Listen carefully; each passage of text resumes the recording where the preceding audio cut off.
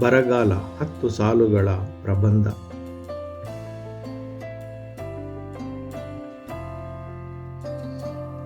ಬರಗಾಲವೆಂದರೆ ಮಳೆಯ ಕೊರತೆಯಿಂದ ಉಂಟಾಗುವ ಪ್ರಕೃತಿಯ ವಿಪತ್ತಾಗಿದೆ.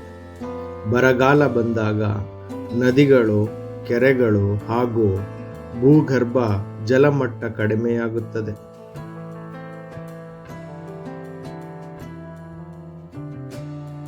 ಕೃಷಿಗೆ ಬೇಕಾದ ನೀರು ಸಿಗದೆ ಬೆಳೆಗಳು ಒಣಗಿ ರೈತರು ಭಾರೀ ನಷ್ಟವನ್ನು ಅನುಭವಿಸಬೇಕಾಗುತ್ತದೆ. ಕುಡಿಯುವ ನೀರಿನ ಸಮಸ್ಯೆ ಜನರಿಗೆ, ಪ್ರಾಣಿ ಪಕ್ಷಿಗಳಿಗೆ ಉಂಟಾಗುತ್ತದೆ.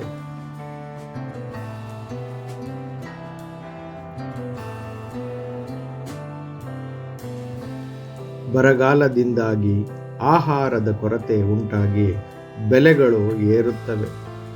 ಜನರು ಉದ್ಯೋಗಕ್ಕಾಗಿ ನಗರಗಳಿಗೆ ವಲಸೆ ಹೋಗುತ್ತಾರೆ.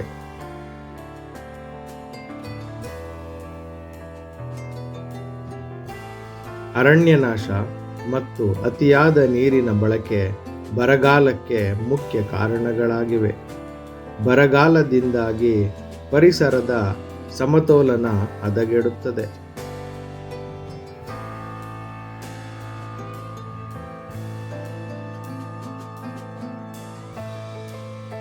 ಮರ ಗಿಡಗಳನ್ನು ಬೆಳೆಸುವುದು, ಮಳೆ ನೀರಿನ ಸಂಗ್ರಹಣೆ, ನೀರಿನ ಮಿತ ಬಳಕೆಯಿಂದ ಬರಗಾಲವನ್ನು ತಡೆಗಟ್ಟಬಹುದಾಗಿದೆ. ಸರ್ಕಾರ ಬರಗಾಲದ ಸಮಯದಲ್ಲಿ ಜನರಿಗೆ ಸಹಾಯ ನೀಡಬೇಕು.